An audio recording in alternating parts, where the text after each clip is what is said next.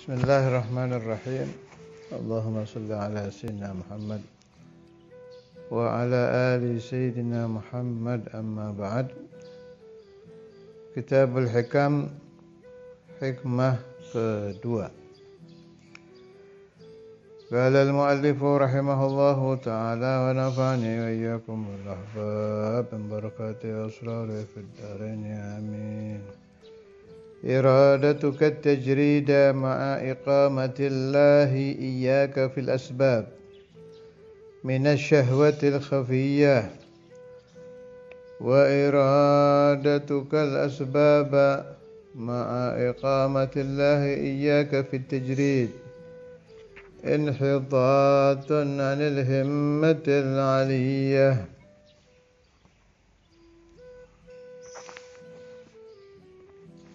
Artinya, engkau ingin menuju maqam tajrid,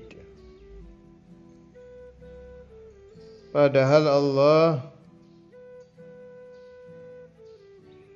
menempatkan kamu di maqam asbab.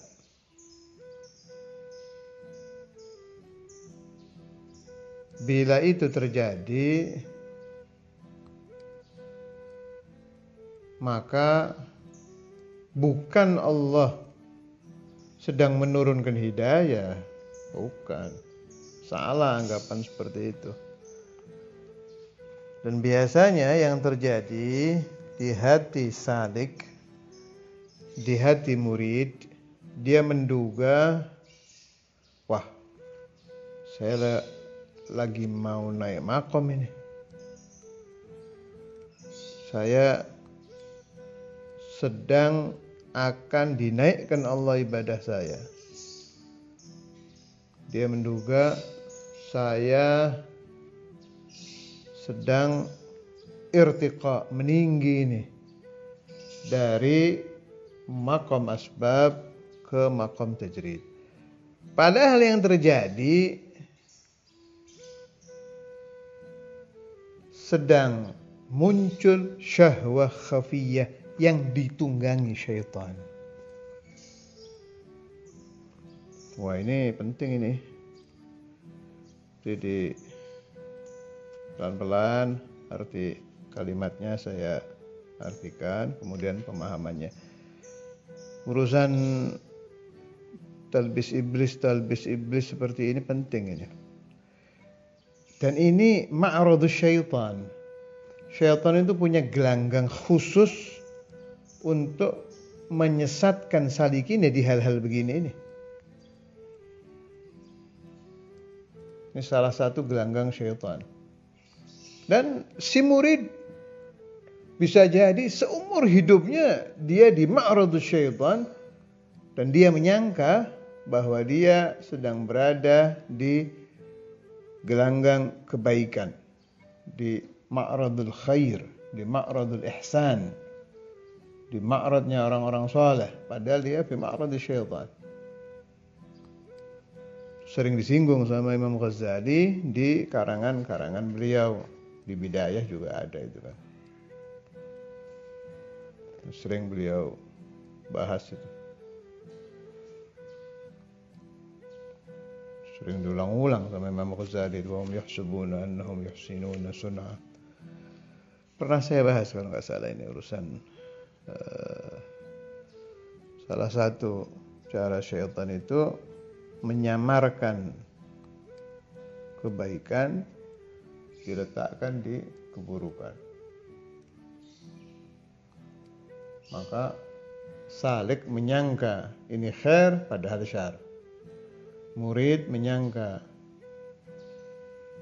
ini baik padahal buruk. Yang perlu digarisbawahi, ini bahasa saya sering ngomong garis bawahi, sebab ini masalah penting dan banyak terjadi di siapapun, baik di saya atau di Anda, di salikin, di umumun nas. Bisa terjadi hal ini bertahun-tahun. Malah sampai jadi adat di beberapa kasus salikin. Untuk memahami iradatu tajrid ma'igamatillah iyyaka fil asbab minasyahwatil khafiyyah. Ini harus paham dulu pembagian maqam. Jadi maqam itu dibagi dua. Ada maqam tajrid. Ini maqamnya akabir ya, maqamnya orang-orang besar.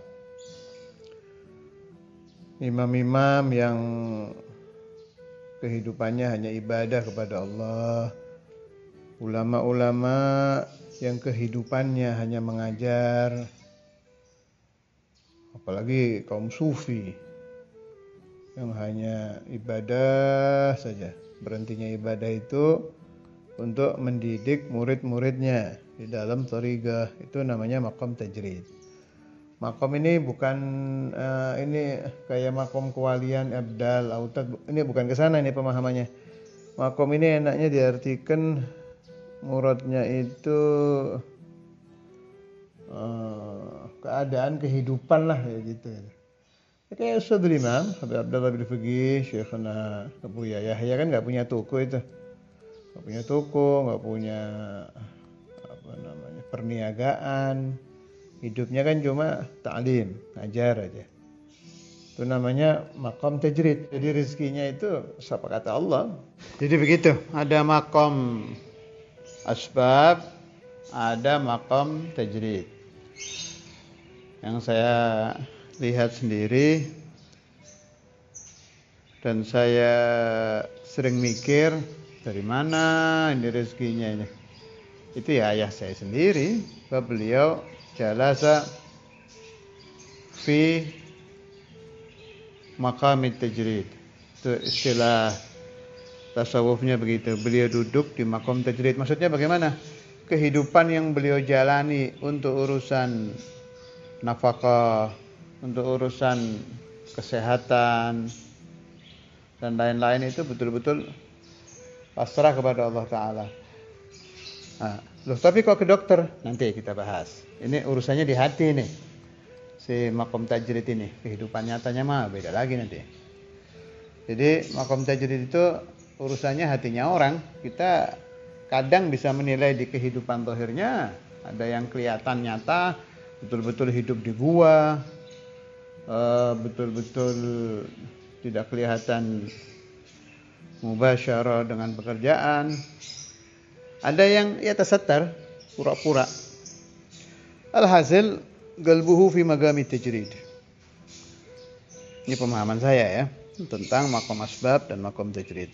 Nah, kalau maqam asbab bagaimana? Ya kita ini butuh uang ya kerja. Buka toko, dagang. Yang punya sawah ya di sawah, yang punya niaga berniaga, punya perdagangan ya berdagang. Kalau untuk santri, maqam asbab ya belajar tiap hari itu namanya maqam asbab. Iradatu kat tajrid. Itu yang dimaksud sama Imam Ibn Athaillah syahwatul khafiyah bagaimana?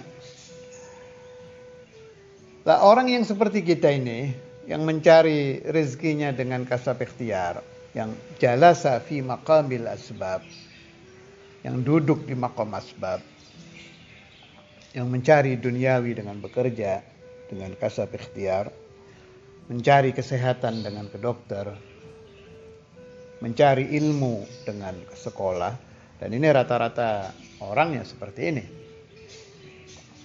Terkadang masuk bisikan setan menunggangi nafsu, berkendaraan syahwat khafiyah, seperti saya mau ibadah aja lah, rezeki apa kata Allah. Wah, yang sering terjadi di santri ini urusan laduni. Saya mau minta aja ilmu laduni sama Allah, nggak mau belajar saya. Saya mau ke makam wali, mau doa, minta laduni. Begitu volume belajar, volume ngaji, volume taklim si santri menurun, ini mulai jalan ini syahwat khafiyah ini. Masuk sudah si setan itu. Ini terjadi loh, ini sering ini. Sering. Yang masuk lagi yang orang asalnya ahli ibadah, ahli tahajud ya. Ahli tahajud dia ambil 12 rakaat, duha dia ambil 12 rakaat, witir dia ambil 11. Tahu-tahu masuk ini si setan pakai kendaraan syahwah khofiyahnya orang tadi itu mulai bisikin. Untuk apa ini banyak-banyak rakaat? Yang penting kan kita kontak kepada Allah Ta'ala, ingin dinaikkan darajatul wusul kita ini. Semua kan Allah.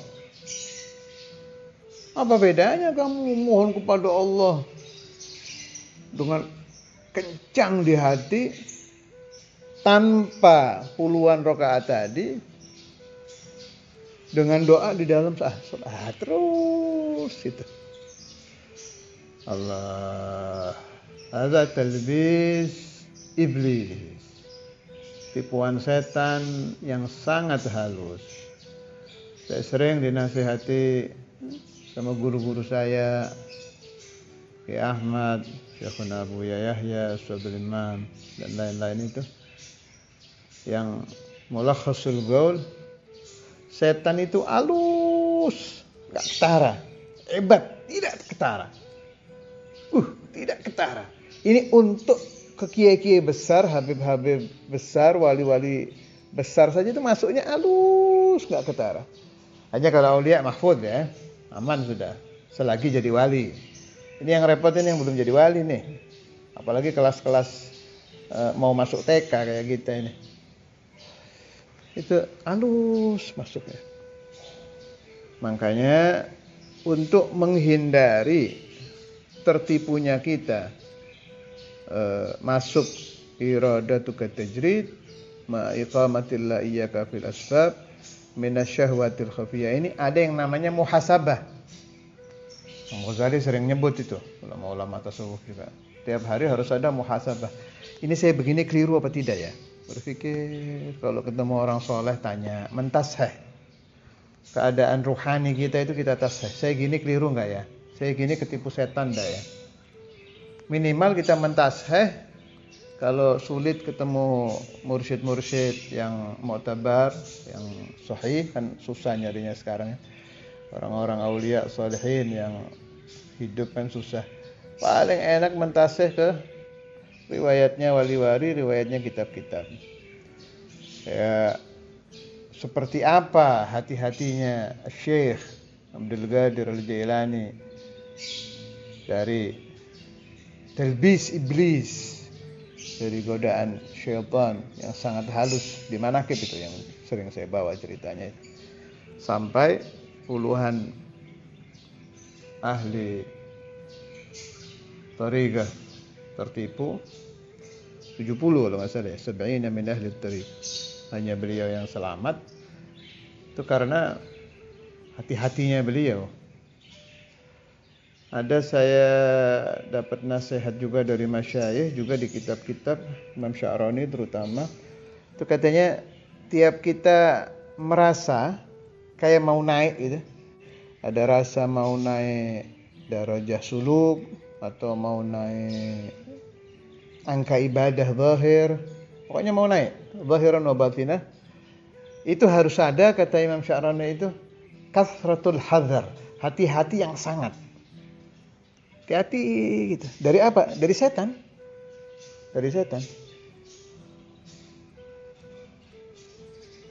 Sebab setiap salik mau naik ke derajat di atas yang dia duduki, itu setan itu tahu itu. Yang dekat. Loh, pasti berusaha menjatuhkan, bukan dengan kasar. Dengan kasar bacain ayat kursi kabur nanti. Supaya ini orang enggak terasa. Paling gampang lewat riya wal ujub. Dibikin riya, dibikin ujub, dibikin kibir, begitu masuk lewat itu, masuk lagi lewat syahwatul khafiyah, udah turun. turun wadama, ini yang repot ini. Si salik ini jadi terus-menerus merasa dirinya baik dari makom asbab ke makom tajrid, padahal dia sedang di mal'abus syaitan, permainan si setan. Bagaimana cara kita membantah syaitan? Ini kan perdebatan hati ini. Iradatuka tajrid ma'a iqamatillah iyyaka fil asbab min asyahwatil khafiyah. Ini kan terjadinya di hati ini kan, bukan perang jasad, perang hati. Anggota perangnya hati kita, kemudian setan, sama syahwah khafiyah. Apa obat yang paling tokcer, paling mujarab untuk melawan ini saat itu terjadi? Ini Anda dengar saya ngomong kan, ini pembahasan apa sih kayak nggak penting. Karena Anda tidak mengalami. Saat Anda mengalami, Anda akan mencari obat untuk melawan itu. Itu biasanya munculnya waktu orang, bahasa Jawanya mempeng. Lagi serius kayak orang mondok ya. Orang mondok itu bertahun-tahun. Tapi ada waktu-waktu yang dia lagi banget belajarnya, banget rajinnya. Nanti ada sedang, ada malas kan. Biasa manusia ya tanagal min hal ila hal. Ini biasanya masuknya waktu itu, waktu lagi kencang-kencangnya si santri ngapal alfiyah, ngapal zubat, ngapal hadis, ngapal Quran. Itu nanti ada bisikan-bisikan itu. Kan tinggal minta ke Allah kan. Betapa capek-capek begini. Obat yang paling baik yang saya pakai dan selalu saya pakai itu melihat ahwalul ulama wal auliya. Bahasanya Imam Sanusi di Sanusi yaitu,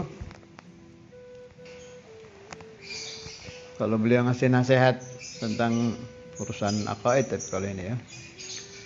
Urusan aqaid wa ma ta'alaqa bidzalik, sering muncul kalimat bi'tibari ahwalihim fiha. Itu nanti selamat kita. Untuk santri, saat setan memasukkan syahwah khafiyah, meninggalkan belajar, menuju meminta ilmu laduni, cukup dari Allah, nggak usah ta'lim. Jawabnya apa? Cari aja riwayat Ustadz Imam, Imamul Habar itu kayak apa belajarnya? Emang beliau-beliau nggak dapat laduni? Apalagi Ustadz Imam udah terkenal dari kecil ya udah jadi wali kan.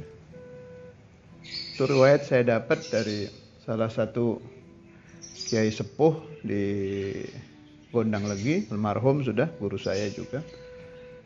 Beliau yakhdum Ustadz Imam, jadi lebih tua umurnya.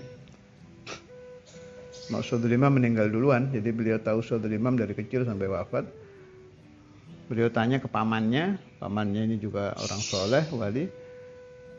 Dibilang Habib Abdullah bin Faqih itu wali dari kecil. Nah, tapi taklimnya kayak apa itu? Kasab ikhtiarnya untuk ilmu. Karena ada riwayat itu, Ustadz Imam bilang, saya membaca di kamar ini dengan kakekmu, ngomong ke anak-anaknya, itu waktu lebaran. Saya membaca di depan kakekmu apa dengan kakekmu kurang lebih seukamakon. Di kamar ini ribuan kitab. Ribuan itu bukan ratusan. Ini dalam tempo bertahun-tahun, bukan bulanan. Bertahun-tahun. Itu artinya kasab ikhtiarnya luar biasa. Masih kurang umpama. Lihat riwayatnya Imam Al-Habar, ta'lim di Ribatarim 10 tahun. Orang lihat Imam Syafi'i kayak apa belajarnya ke Imam Malik. Lihat Imam Fulan, Ibn Hajar. Yang ngelihat apa tuh?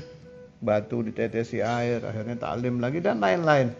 Ini yang saya sebut nama-namanya tadi, mulai Ustadz Imam Al-Habar, Ibn Hajar, Haytami, Imam Syafi'i, Imam Malik. Haula ini ahlus sofa. Bersih hatinya mereka ini.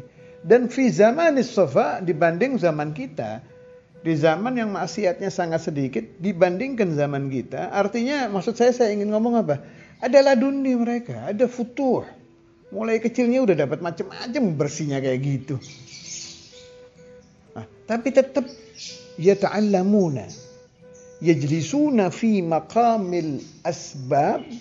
Mereka duduk di maqam asbab di dalam talabul ilmi. Ini untuk orang yang maqam asbabnya taklim. Nah, kalau untuk ahlu tijarah, biasanya orang-orang dagang ini ketika mereka sudah berhasil, ya datang itu.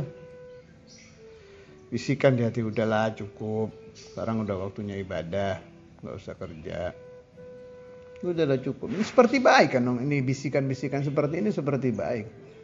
Saya sarankan para pedagang yang sudah berhasil itu, kalau mau berhenti dagang, pindah ke ibadah saja untuk bertanya kepada satu syekh yang Anda nilai dia soleh untuk menjawab. Ini bisikan setan apa panggilan Tuhan? Apa istilahnya orang sekarang hijrah. Hijrah. Memang saya tidak bisa pastikan itu panggilan Tuhan hijrah minasyarr ilal khair atau syahwatul khafiyah, disuruh maqam tajrid padahal sedang ditunggangi syaitan. Ada memang orang yang fatahallahu alaihi abwaabal arzaq wa shara ghaniyan, dia sudah kaya, kemudian di akhir umurnya mau ibadah saja. Ada yang saya berani katakan oke, ibadah saja. Sebab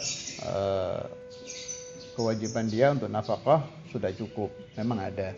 Tapi ada yang talbis iblis. Wa hadza musyahad. Ini terlihat. Maksudnya bagaimana? Ini saya lihat sendiri deh. Ada orang kaya dia. Kaya mau ibadah, ya. Datang bisikan, ini udah waktunya hijrah, kamu harus jangan terlalu ke dunia, ibadah saja. Itu asal bisikannya begitu, diikuti. Jelas fil bait, nggak keluar lagi dia. Ya artinya nggak keluar bukan khalwat, jarang keluar sudah, mau ibadah aja. Tapi ternyata di rumahnya maksiatnya lebih banyak. Di rumahnya ada TV, di rumahnya ada teman-teman dia yang tidak mahram ketemu. Saudara-saudaranya yang tidak mahram datang, ya bukannya minasyar ilal khair, malah minasyar ke yang lebih syar. Ketika dia kerja dia sibuk kan maksiatnya lebih sedikit. Itu ada begitu-begitunya itu. Makanya perlu ala basirah. Perlu kathratul hadar dan perlu nasihatun nasih. Sangat hati-hati, kemudian diteliti dan ini tanya ke orang yang memang ahli tarbiyah untuk menentukan saya ini pindah dari keadaan ini ke keadaan ini baik apa enggak. Satu lagi salah pahamnya lagi, kerja itu ibadah. Ini untuk orang yang ahli dagang dan lain-lain ya. Jangan sampai salah paham. Anda thalabul halal untuk anak istri Anda itu ibadah. Pahalanya besar. Hadis Syahidul Imam yang sering saya bawa, man bata kallan min talabil halal bata maghfuran lah. Siapa-siapa yang tidur di dalam talabul halal, mencari rezeki halal untuk anak istrinya, dia tertidur diampuni oleh Allah Ta'ala. Cucuran keringat ketika talabul halal, maghfirah, mendatangkan ampunan Allah Subhanahu wa Ta'ala. Wa mahbub Allah yuhibbuh. Orang yang keluar dari rumahnya mencari rezeki halal untuk anak istrinya, dia jaga semaksimal mungkin tidak melihat wanita yang tidak boleh dilihat, tidak kizib, dia jaga lisannya dari dusta ketika berdagang, dia jaga tangannya tidak tersentuh hal-hal yang haram semaksimal mungkin. Saya tahu sulit, semaksimal mungkin. Saya pastikan ini orang mahbub Allah yuhibbuh. Keringat yang bercucuran mendatangkan ampunan. Tidurnya saja diampuni dosanya. Makna tijarah itu ibadah. Jadi zubat kan juga sudah ada di kitab zubat itu. Jangankan tijarah, lakin idza nawa bi aklihil guwa li ta'atillah lahu magad nawa. Makanan saja kita makan minum kalau niatnya untuk menguatkan ibadah dicatat oleh Allah Ta'ala sebagai ibadah. Allahu Akbar. Ada itu fasal khas di kitabnya Imam Sya'rani itu. Mudah-mudahan Allah mengingatkan saya kapan-kapan ingin saya baca memang itu. Tentang fadilahnya orang berdagang, fadilahnya orang yang bercucuran keringat supaya tidak mengemis kepada orang-orang. Kemudian seperti apa Allah Ta'ala yuhibbu wa ahlu darb yu'awinunu.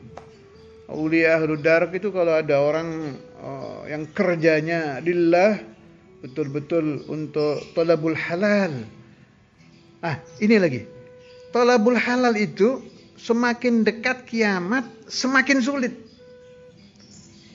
Dirham halal, dinar halal, fulus halal di akhir zaman semakin sulit. Karena itu orang yang talabul halal di akhir zaman pahalanya lebih banyak dari orang zaman dulu.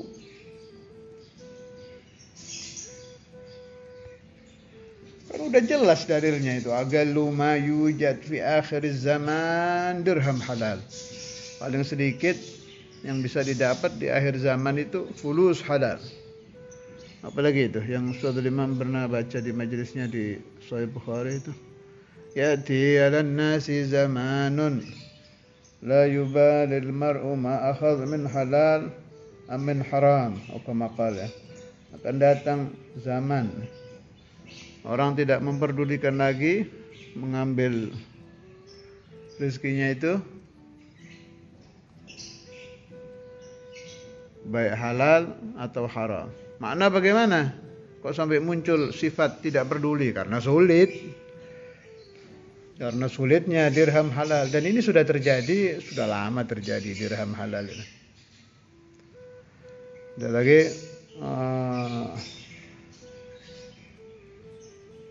kalau ini keterangan ini. Saya lupa dalil-dalil hadisnya. Keterangan dari Syekhuna Abu Yahya waktu beliau bahas tentang dana haji itu. Sampai dari sulitnya mencari dirham halal itu yang didapati orang, kamakalin ya, yang didapati orang di akhir zaman itu campuran,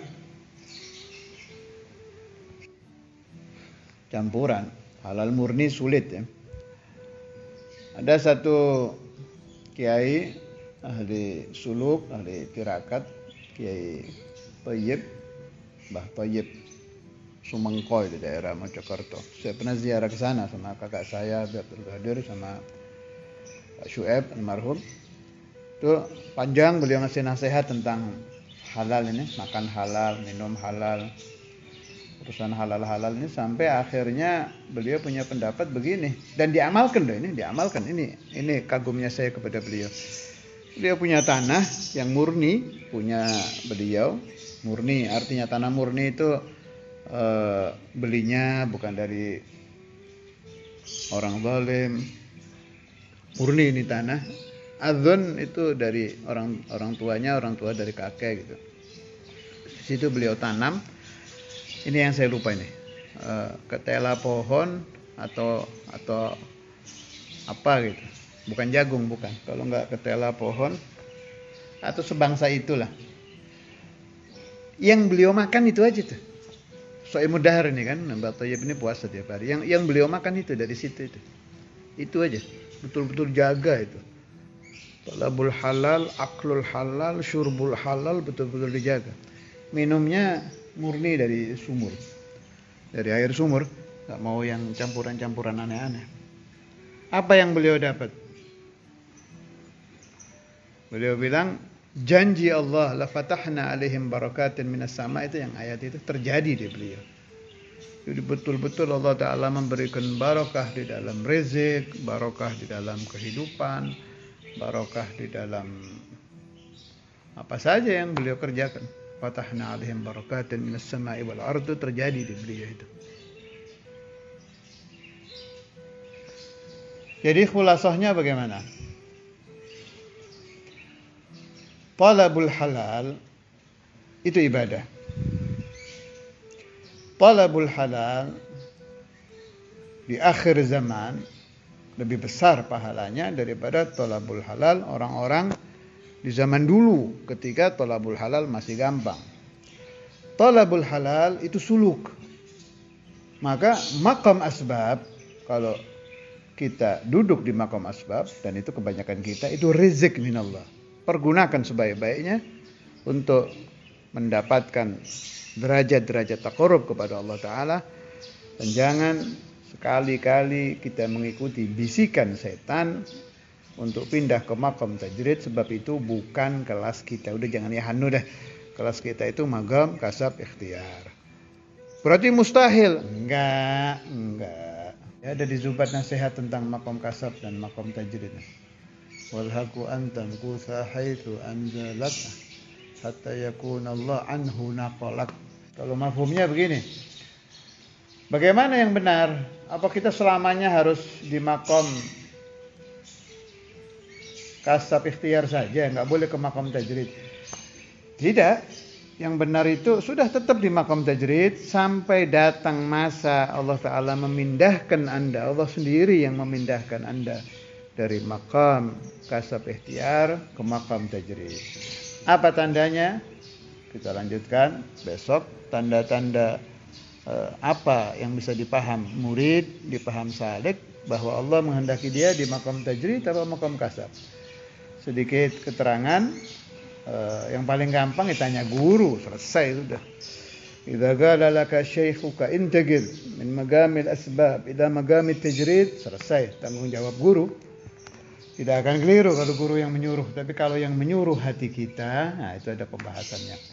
Apa tanda-tanda kita sedang di maqam kasab ikhtiar atau di maqam tajrid? Tapi rata-rata 99,9% manusia itu ada di maqam kasab dan ikhtiar. Wallahu a'lam.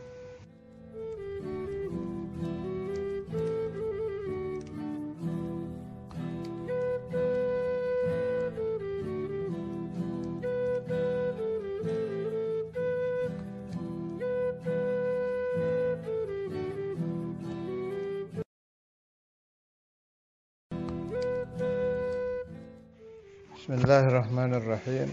Allahumma salli ala sayyidina Muhammad wa ala ali sayyidina Muhammad, amma ba'd. Kitabul Hikam, hikmah kedua. Qala al-muallifu rahimahullahu ta'ala wa nafa'ani wa iyyakum bil ahbab min barakati asrari fid darain, amin. إرادتك التجريد مع إقامة الله إياك في الأسباب من الشهوة الخفية، وإرادتك الأسباب مع إقامة الله إياك في التجريد انحطاط عن الهمة العلية.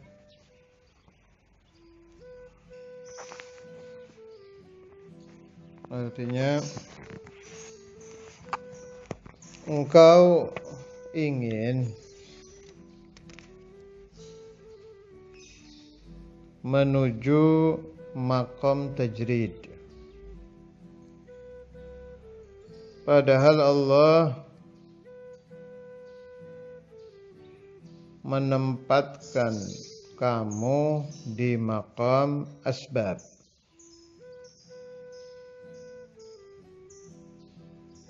Bila itu terjadi, maka bukan Allah sedang menurunkan